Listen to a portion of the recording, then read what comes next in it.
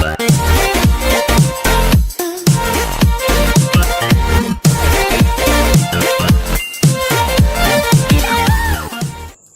Students, welcome to my channel English language club with Barkha ma'am. आज हम लोग पढ़ेंगे द फ्रेजेस। और द फ्रेजेस को शुरू करने से पहले हम पिछले चैप्टर के बारे में थोड़ा डिस्कस कर लें कि उसमें मैंने कुछ होमवर्क दिए थे कि जो भी कोई मेरे वीडियो को सबसे पहले देखेगा और बहुत जल्दी आंसर्स देगा, जो मैंने होमवर्क दिया था उनके किन्हीं 3 के मैं नाम ज़रूर अनाउंस करूँगी। लेकिन जब मैंने रिस्पॉन्स देखे तो अराउंड 40 स्टूडेंट्स ने मेरे को रिस्पॉन्स दिए, जिसमें से मैंने जब सही देखा तो एक बड़ी मात्रा में बच्चों ने सही और सही एक ही टाइम पर सभी ने दिए। तो मैं रोक नहीं पाई हूँ खुद को और मैं उन बच्चों के नाम ज़रूर अनाउंस करूँगी। बहुत बहुत बधाई हो बच्चों, इसी तरह से कनेक्ट रहिए और पढ़ाई करते रहिए। आज भी मैं कुछ होमवर्क ज़रूर दूंगी, पूरी वीडियो देखिएगा, कहीं ना कहीं आपको होमवर्क मैं दूंगी। इसलिए कहीं भी बीच में जो भी कुछ पढ़ा रही हूँ वहीं पर मेरे माइंड में जो भी सेंटेंस आ जाएगा वो मैं आपको दूंगी। तो कंटिन्यू आप देखते रहिएगा और होमवर्क फिर से अटैम्प्ट कीजिएगा।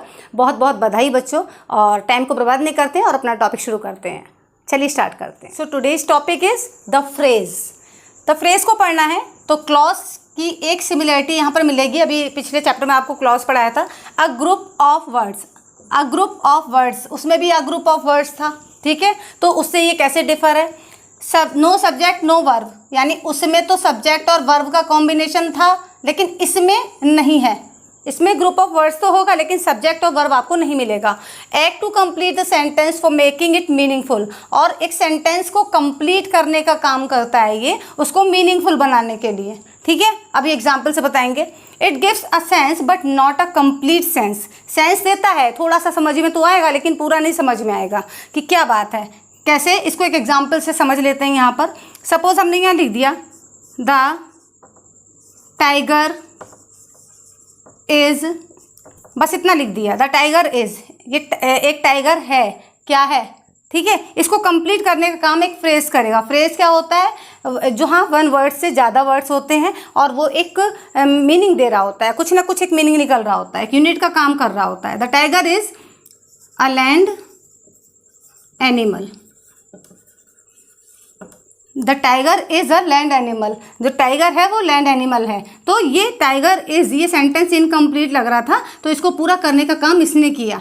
अ लैंड एनिमल, अगर हम इसे अलग से पढ़ें तो ऐसा लग रहा है कि हाँ एक ज़मीन पर रहने वाला जानवर। तो ये एक यूनिट का काम कर रहा है। और यहाँ वर्ड्स कितने हैं? 1 2 3 वर्ड्स हैं, ठीक है। तो 3 वर्ड्स हैं और एक मीनिंगफुल एक यूनिट का काम कर रहा है और इस सेंटेंस को कंप्लीट करने का भी काम कर रहा है। तो सारी शर्तें इसकी पूरी हो रही हैं। A group of words 1 2 3 words हैं, ठीक है। एक ग्रुप है 3 वर्ड्स का। नो सब्जेक्ट नो वर्ब, यहाँ कोई सब्जेक्ट और वर्ब भी नज़र नहीं आ रहा है। Act to complete the sentence for making it meaningful, तो सेंटेंस को कंप्लीट करने का काम कर रहा है। अगर हम इसे हटा दें तो ये इनकम्प्लीट हो जाता है। It gives a sense but not a complete sense, तो सेंस तो दे रहा है एक ज़मीनी जानवर, लेकिन क्या कोई सेंटेंस की बात, कोई एक थॉट नहीं दे रहा है, खाली एक बात बता रहा है, एक यूनिट की बात बता रहा है कि हाँ इसका कुछ मतलब है, ठीक है। तो ये हो गया फ्रेजेस। अभी हम और उसको डिटेल में जाकर पढ़ते हैं।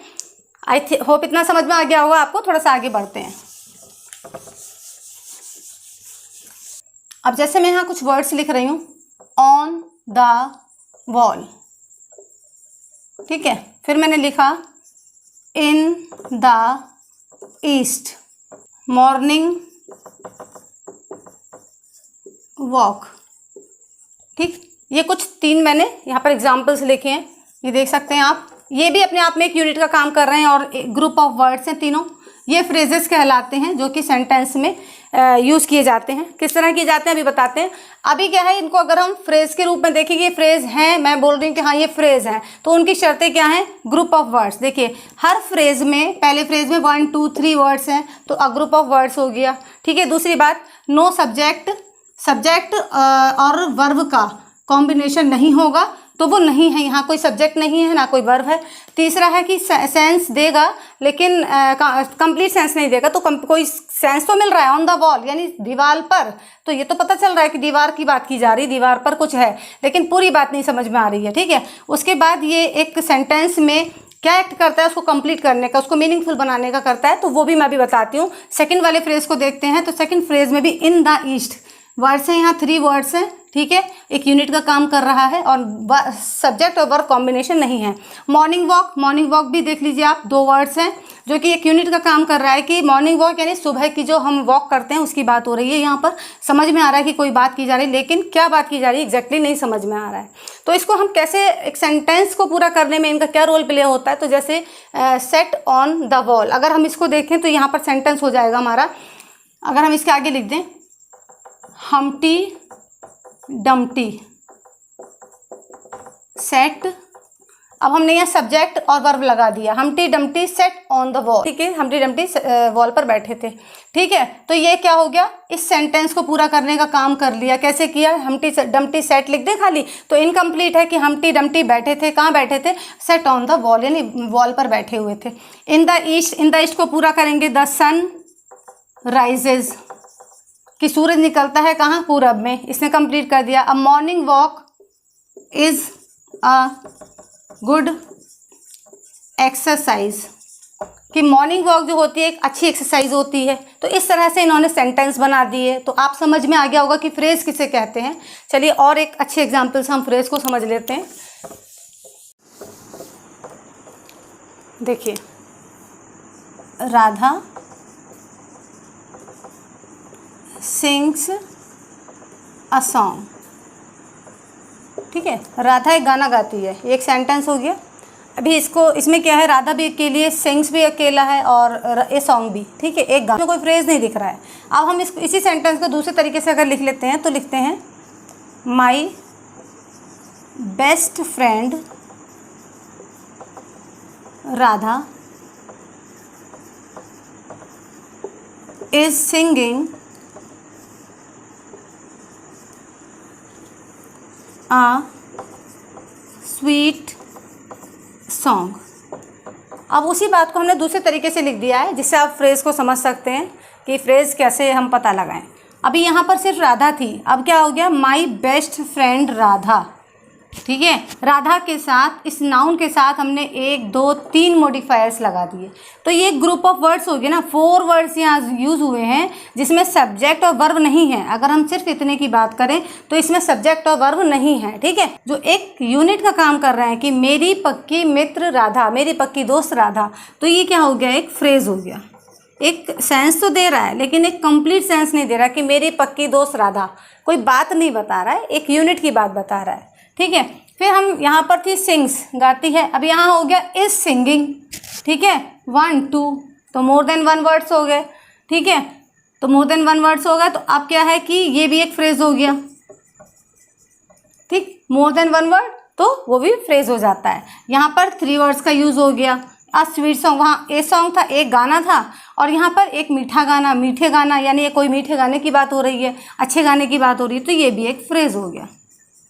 आई होप इतना क्लियर हो गया होगा आपको कि हमने यहाँ पर लिखा था तो ये सिंगल वर्ड्स थे, सिंगल बात कर रहे थे, और यहाँ पर हमने इसके साथ जब मॉडिफायर्स लगा दिए तो क्या हो गया कि वर्ड्स का एक ग्रुप बन गया। यहाँ पर 4 वर्ड्स हो गए, यहाँ 2 वर्ड्स हो गए, यहाँ 3 वर्ड्स हो गए, तो ये अपने आप में फ्रेजेस हो गए। अब ये कौन कौन से फ्रेजेस हैं ये हम जब काइंड्स पढ़ेंगे तो आपको बताते हैं। ये फ्रेज भी अपने आप में एक नाम रखते हैं, वो हम इनके काइंड्स पढ़ते हैं फिर पता चलता है। जैसे अगर एग्जाम्पल एक छोटी सी बात कर लें तो राधा यहाँ पर क्या है, राधा एक नाउन है, तो ये नाउन फ्रेज हो गया। ये कैसा फ्रेज हो गया, ये नाउन फ्रेज हो गया। ये इज सिंगिंग क्या है, ये वर्ब है, तो ये वर्ब फ्रेज हो गया, ठीक है, ये वर्ब फ्रेज हो गया। और ये सॉन्ग क्या है, सॉन्ग भी एक नाउन है, तो ये भी एक नाउन फ्रेज हो गया, ठीक है। आई होप इतना क्लियर हो गया होगा आप लोगों को। चलिए अब काइंड्स की बात करते हैं। तो काइंड्स ऑफ फ्रेजेस, ठीक है, kinds of phrases. Number 1 noun phrase, number 2 verb phrase, number 3 adverb phrase, number 4 adjective phrase, ठीक है, और number 5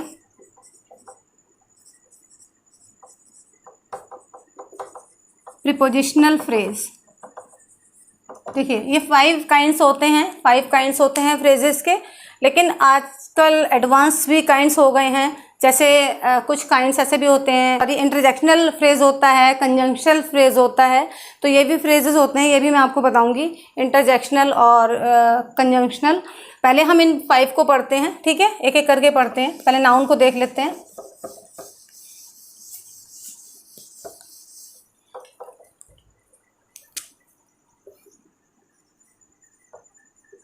works as a subject,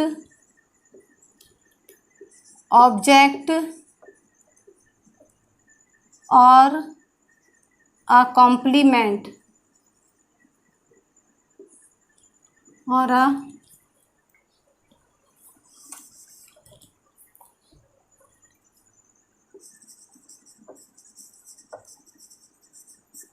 complement. ठीक है, एक सेंटेंस में जो ये फ्रेज होगा, नाउन फ्रेज, वो या तो सब्जेक्ट का रोल प्ले करेगा या ऑब्जेक्ट का करेगा या फिर कॉम्प्लीमेंट का करेगा। ठीक है, तो वो क्या होगा, नाउन फ्रेज होगा। इसका एग्जाम्पल हम देख लेते हैं। जैसे अभी मैंने आपको एक बोला था, morning walk is a good exercise. ठीक है, morning walk is a good exercise. तो मॉर्निंग वॉक यानी सुबह का जो टहलना होता है वो एक अच्छा व्यायाम होता है। ठीक है, तो मॉर्निंग वॉक अगर इसको हम देखें तो सुबह का टहलना, ये अपने आप में मोर देन वन वर्ड है, तो आप इसको फ्रेज कहेंगे, ये एक फ्रेज हो गया। ठीक है, फिर है अ गुड एक्सरसाइज, एक अच्छा व्यायाम है, एक अच्छी एक्सरसाइज है, तो ये भी अपने आप में एक फ्रेज हो गया। ठीक है, अब ये कौन से फ्रेज हैं? मैंने बताया कि जो सब्जेक्ट या ऑब्जेक्ट का काम करेगा, है ना, या कॉम्प्लीमेंट का काम करेगा, तो वो नाउन फ्रेज होगा। तो मॉर्निंग वॉक क्या है यहाँ पर? एक नाउन है। ठीक है, नाउन क्या हो गया, यहाँ पर सब्जेक्ट का काम कर रहा है यहाँ पर, तो ये हो गया हमारा नाउन फ्रेज। ठीक, मॉर्निंग वॉक क्या है, एक नाउन है और ये सब्जेक्ट का काम कर रहा है, एक सब्जेक्ट भी है ये, तो ये हो गया हमारा नाउन फ्रेज। और ऐसे ही एक्सरसाइज क्या है, ये भी नाउन है और यहाँ ये ऑब्जेक्ट का काम कर रहा है, ऑब्जेक्ट, सेंटेंस में ऑब्जेक्ट का काम कर रहा है और ये नाउन है। और कौन सा फ्रेज हो गया, ये नाउन फ्रेज। ठीक है, आई होप इतना क्लियर हो गया होगा। Walking in the train can be harmful. ठीक है, can be harmful. Walking in the train, train में घूमना, वॉकिंग इन द ट्रेन एक यूनिट का काम कर रहा है। ठीक है, नाउन है, ठीक, नाउन है और एक सब्जेक्ट का काम भी कर रहा है, तो ये हो गया हमारा नाउन फ्रेज। ठीक है, can be harmful. I hope clear हो गया होगा आपको इतना। आगे चलते हैं। दूसरा है हमारा वर्ब फ्रेज। वर्ब फ्रेज को समझ लेते हैं।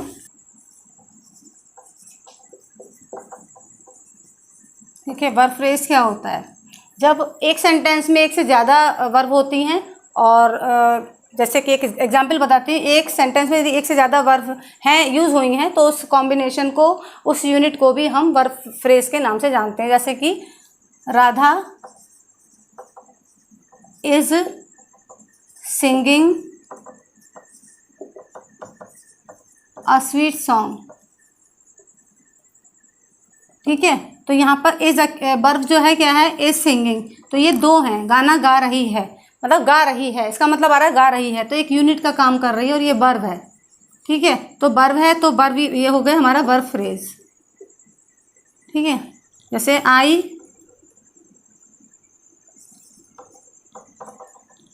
I can speak French. ठीक है, आई कैन स्पीक फ्रेंच, तो कैन और स्पीक यहाँ पर क्या हो गया, ये वर्ब हो गई, तो ये वर्ब फ्रेज हो गया। दो वर्ड हैं तो ये वर्ब फ्रेज हो गया।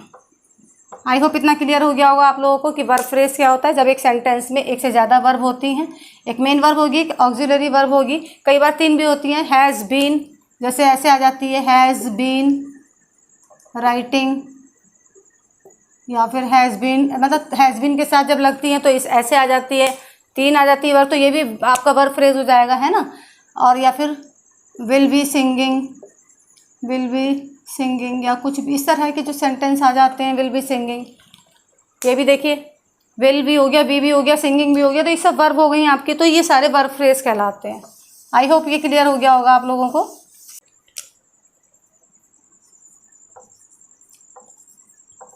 Adverb phrase,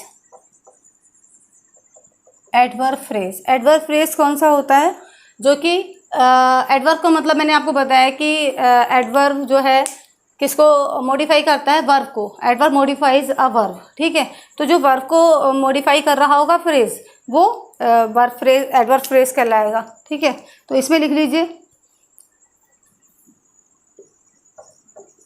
modifies a verb, ठीक है। एग्जाम्पल्स लिख लीजिए इसके।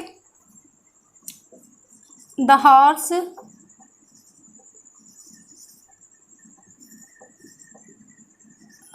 Runs at a good speed, ठीक।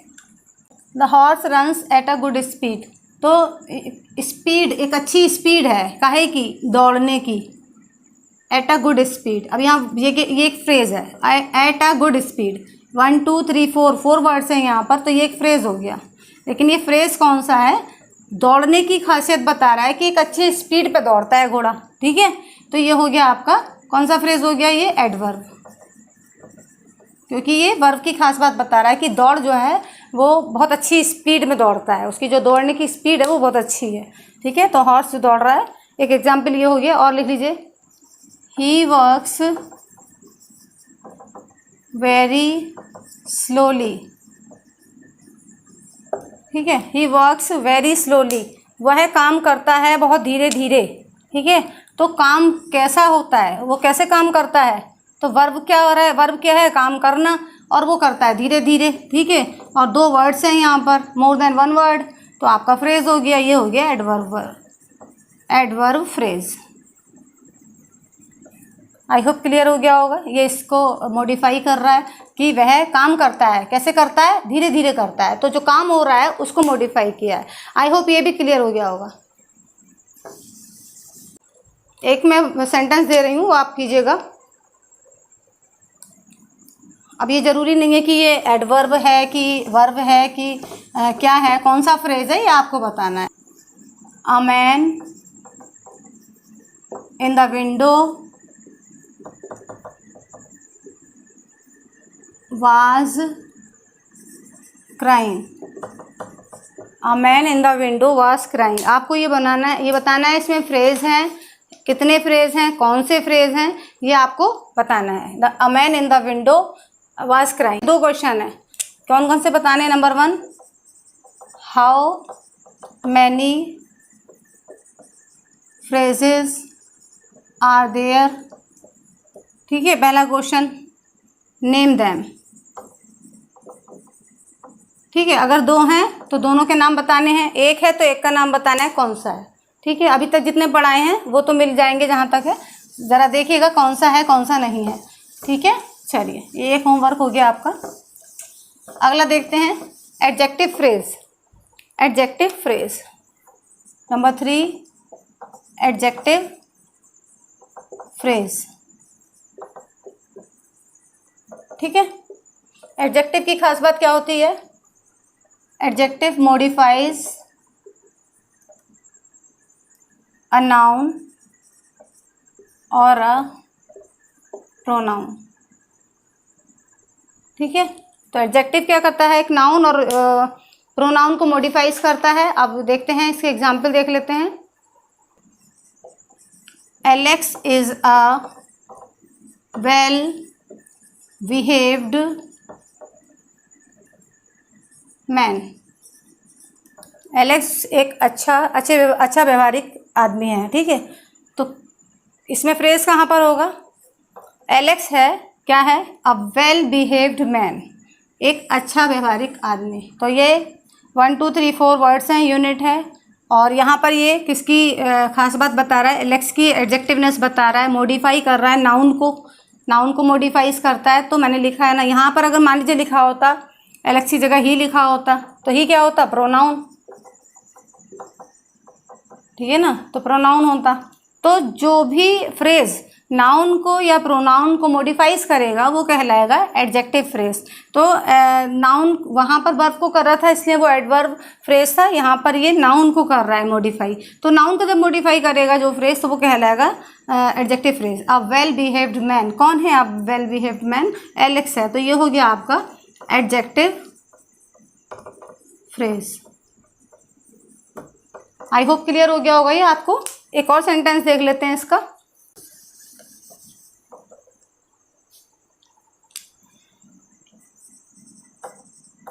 Rohit is a man of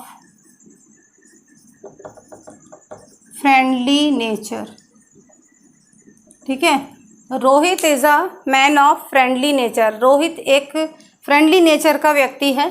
तो रोहित कैसा है, पहले तो ये देखेंगे इसमें वो फ्रेज है कहाँ, फ्रेज है यहाँ, a man of friendly nature, 1 2 3 4 5, ठीक है, 5 यहाँ पर वर्ड्स का ग्रुप है, एक यूनिट है कि एक आदमी है जो कि फ्रेंडली नेचर का है। कौन है वो, रोहित है। तो रोहित की यहाँ पर मॉडिफाई किया है रोहित को, तो ये हो गया आपको एडजेक्टिव फ्रेज, ठीक है, adjective phrase. I hope clear हो गया होगा एडजेक्टिव फ्रेज भी। चलिए आगे बढ़ते हैं। नंबर 4 था ये, 4 हो गए ना आपके, ये नंबर 4 था, 4 कंप्लीट हो गए। अब ये 5th देखते हैं हम लोग। नंबर 5 प्रीपोजिशनल, प्रीपोजिशनल फ्रेज, ठीक है, prepositional phrase. Always begins with a preposition, ठीक है। तो इसकी पहचान क्या है कि ये फ्रेज हमेशा एक प्रीपोजिशन से शुरू होगा। प्रीपोजिशन कौन कौन से होते हैं आपके, on, in, after, for, of, है ना, एट, ये सब क्या है आपके, ये प्रीपोजिशंस है। प्रीपोजिशन से जो भी फ्रेज शुरू होगा तो वो आपका प्रीपोजिशनल फ्रेज में आ जाएगा। कैसे आ जाएगा, जैसे the sun rises in the east. तो इसकी पहचान ही यही है कि फ्रेज जो है ये प्रीपोजिशन से शुरू होगा। यहाँ प्रीपोजिशन इन है, ठीक है, इन, और इसके आगे के वर्ड्स देख लेते हैं। इन द ईस्ट, इन माने में यानी पूरब में। तो ये हमारा जो फ्रेज हो गया, देखिए 1 2 3 वर्ड्स हो गए हैं, अपने आप में एक यूनिट बन रही है, ये हो गया prepositional, prepositional phrase. I hope clear हो गया होगा आपको।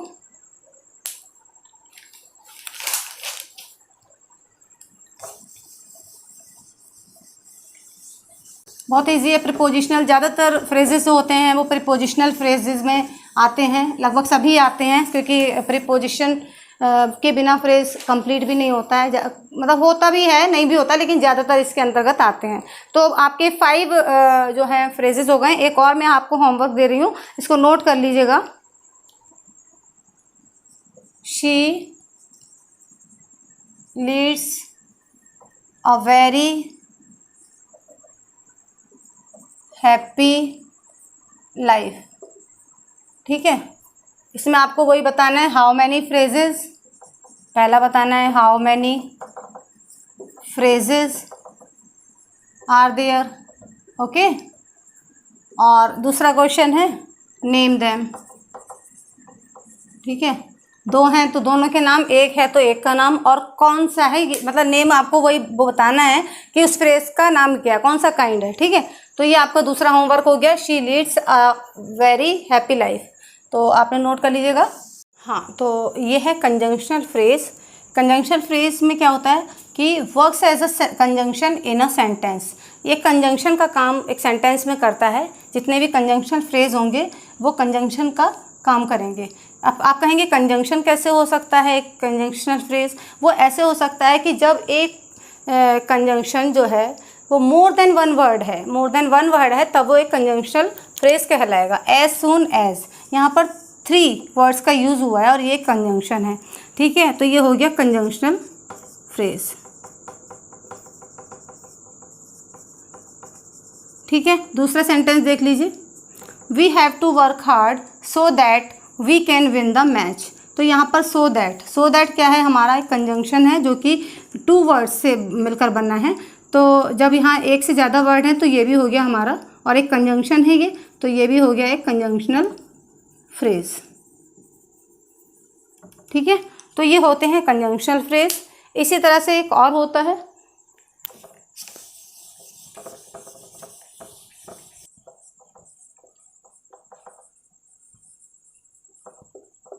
इंटरजेक्शनल फ्रेज, ठीक है। इंटरजेक्शनल फ्रेज का क्या मतलब हुआ? Interjections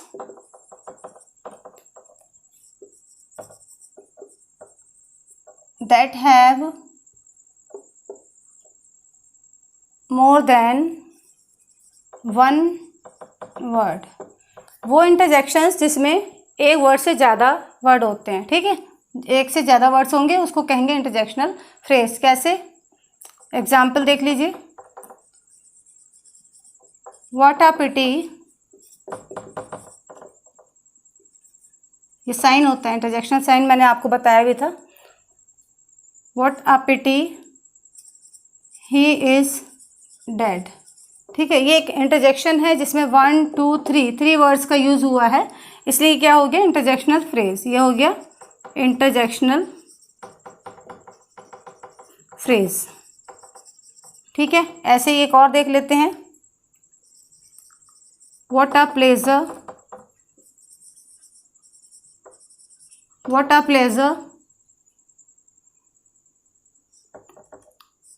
he won the match, what a pleasure he won the match।